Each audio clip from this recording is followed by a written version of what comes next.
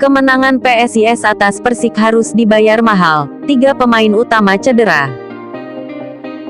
Dikutip bola.com, PSIS Semarang harus membayar mahal kemenangan yang diraih atas Persik Kediri pada pertandingan pekan ke-22 kompetisi BRI Liga 1 2022/2023.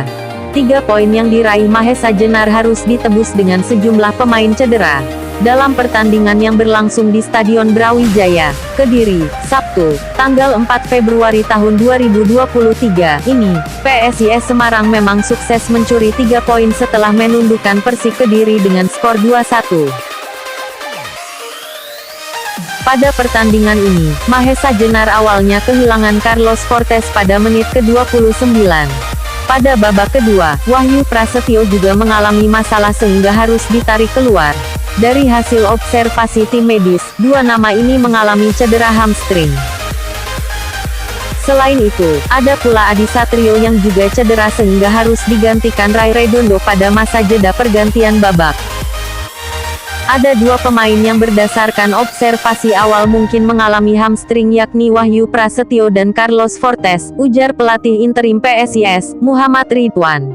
Lalu, Adi pun juga terlihat merasa sakit pada kakinya, sehingga kami melakukan pergantian pemain pada jeda babak, lanjut Ridwan.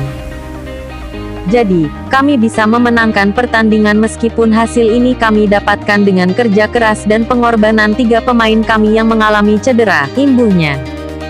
Pelatih berusia 42 tahun ini juga mengungkapkan kunci kemenangan yang diraih PSIS Semarang pada laga ini.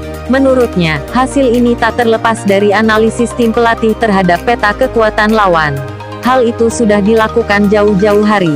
Apalagi, PSIS juga belajar dari kekalahan sebelumnya saat melawan Persib Bandung.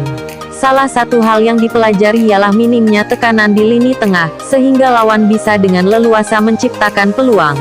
Di waktu yang singkat, di sela-sela masa mempersiapkan tim untuk hadapi Persik, kami lakukan analisis bagaimana Persik bermain, ujarnya.